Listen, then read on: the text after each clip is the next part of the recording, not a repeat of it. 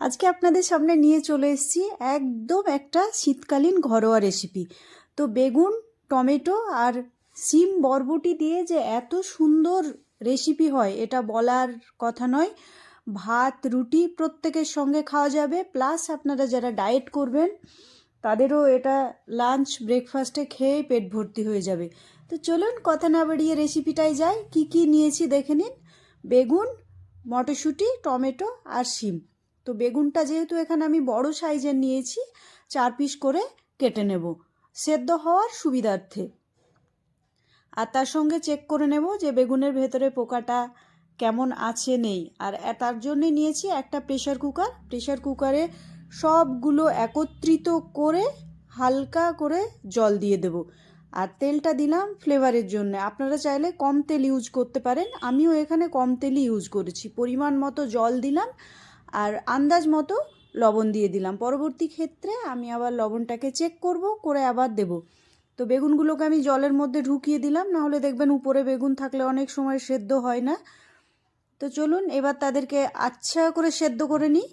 Cooker বসিয়ে দিলাম, আমি 3টে এখানে সিটি দেব, মিন্স হুইসেল। তারপরে আমি আবার নামিয়ে নেব। তো 3টে সিটি এখানে কমপ্লিট হয়ে গেছে, ভাপটা ছেড়ে যাক। আর তার মধ্যে আমি অন্য কাজগুলো সেরে নিই।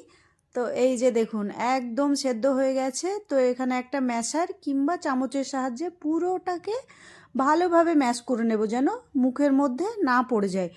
তো জলটা আমার একটু বেশি হয়েছে, আপনারা একটু কমিয়ে দেবেন।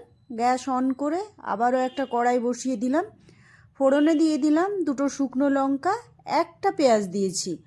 আর আমি দেব রসুনটা পরিমাণে বেশি, কেন এখন ঠান্ডার সময় রসুন খেলে ঠান্ডা লাগাটাও কম হয়। তো সেই জন্যে রসুন দেব, আর রসুনের ফ্লেভারটাও ভালো লাগে আমাকে। তো আমি কড়াইয়ের মা বাবা চলে গিয়েছে বলে আমি কড়াইটা স্টিলের খুন্তিই লাগালাম। আর তার সঙ্গে দিয়ে দিলাম পরিমাণ মতো কাঁচা লঙ্কা। ঝালটা যে যেমন খাবেন সে সেরকম ইউজ করবেন। তো আমি একদম ব্রাউন করে ভেজে নিয়ে যে ম্যাশ করে রেখেছিলাম বেগুন, শিম, মটরশুঁটি আর টমেটো, সেটা ঢেলে দিলাম। ঢেলে দেওয়ার পরে ঘরোয়া যে র্যান্ডাম মশলাগুলো সেগুলোই ব্যবহার করব। এখানে দিলাম ভাজা জিরের গুঁড়ো।